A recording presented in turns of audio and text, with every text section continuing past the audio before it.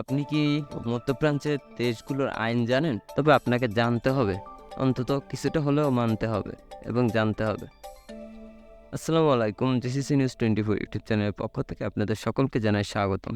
চলুন তাহলে খবরের বিস্তারিত জেনে নেওয়া যাক।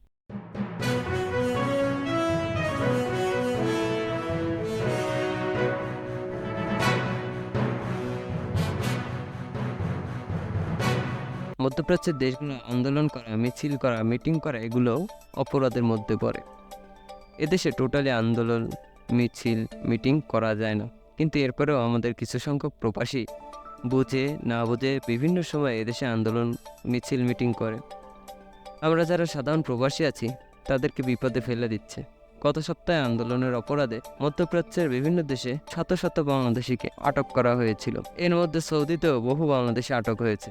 বিশেষ করে রিয়াদের হারা থেকে যারা রিয়াদের হারার প্রবাসী আছেন তারা দয়া করে জানাবেন যে আপনাদের উপর দিয়ে কী বয়ে গিয়েছেন। গত ১-১.৫ সপ্তাহে আন্দোলনের পরে কী পরিমাণ চেক হয়েছিল, কী পরিমাণ মানুষকে আটক করেছিল, দয়া করে লিখবেন যাতে অন্যরাও সচেতন হয়। এই যে বিভিন্ন জায়গা থেকে বিভিন্ন প্রবাসীদেরকে আটক করেছে, এদের পরিবারের দায়িত্ব কে নেবে? যারা নেতৃত্ব দিয়েছে তারা নিতে পারবে না, কারণ তারা নিজেরাও এখন জেলে। দুবাইতে ৫৭ জনকে বিভিন্ন মেয়াদে সাজা দিয়েছে, যার মধ্যে ৩ জনকে যাবজ্জীবন সাজা দিয়েছে। এই ৩ জন হলো নেতৃত্ব দানকারী। যারা নেতৃত্ব দিয়েছে তারাও ভিতরে আছে। তা আপনার পরিবারকে কে দেখবে? তারা নিশ্চয়ই দেখবে না, কারণ আপনার পরিবারকে দেখারও এখন কেউ নেই। আপনি জেলে গেলে আপনার পরিবারের সমস্যা হবে, আপনার সমস্যা হবে, আপনি কষ্ট পাবেন, কারণ এদেশে এগুলো করা যায় না। এদেশে আইন মেনেই আপনাদের চলতে হবে। আমরা এই দেশে আসছি কাজ করার জন্য, এবং আমরা যখন এই দেশে ভিসা নিয়ে আসি, ভিসার নিচে কিন্তু টার্মস অ্যান্ড কন্ডিশনে স্পষ্ট যে আইন মেনেই আমরা কাজ করব।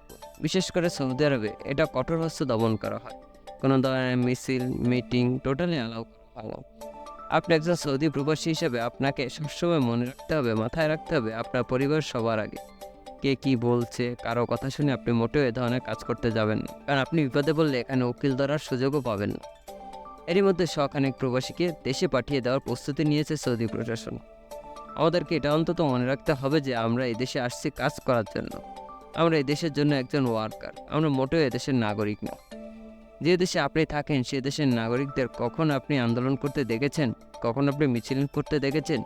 যেহেতু তাদেরকে দেখেন নাই, সেহেতু তাদের দেশে আপনি যখন আন্দোলন করবেন নিশ্চয়ই তারা দেশের প্রশাসন আপনাদেরকে মোটেও ছেড়ে দেবে না।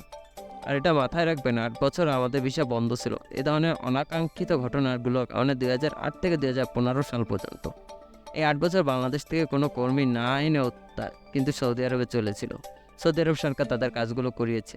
ওদের ভবিষ্যতে যদি আমাদের ভিসা বন্ধ করে দেয়, সৌদি আরবের কিছু যাবেও না, আসবেও না, কারণ তারা অন্য দেশ থেকে কর্মী নিয়ে আসবে। যা হবে আমাদেরই হবে, ক্ষতি আমাদেরই হবে। তাই বিনীত অনুরোধ থাকবে, এই দেশগুলো আন্দোলনের নামে আমাদের অন্যান্য প্রবাসীদের ক্ষতি আপনারা করবেন না। আপনারা কিছু মানুষ আন্দোলন করতে গিয়ে আজকে আমরা লক্ষ লক্ষ প্রবাসীরা বিপদে আছি। দুবাইতে তো এখন মোটামুটি থমথমে অবস্থা চলছে। মালদ্বীপ সিদ্ধান্ত নিয়েছে যে তারা বাংলাদেশিদেরকে পাঠিয়ে দেবে। তাই আপনারা একটু সাবধানে থাকবেন এবং বুঝে শুনে কাজকর্ম করবেন। খবরটি আমাদের প্রবাসী ভাইদের জন্য খুবই গুরুত্বপূর্ণ, তাই আপনারা শেয়ার করে সবাইকে জানানোর চেষ্টা করবেন। ধন্যবাদ সবাইকে। আল্লাহ হাফেজ। ভালো থাকবেন, সুস্থ থাকবেন।